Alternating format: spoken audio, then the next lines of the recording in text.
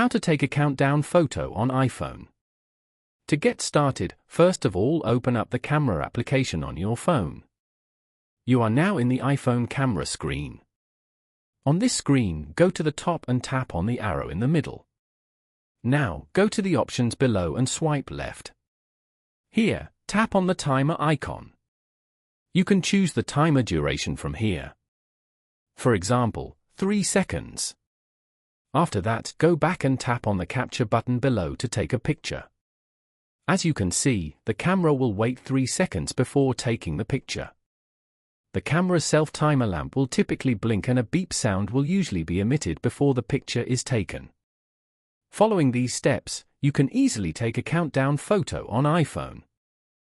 Thank you for watching. Please leave a like if this tutorial helped you, or leave a comment below if you have any questions related to the video.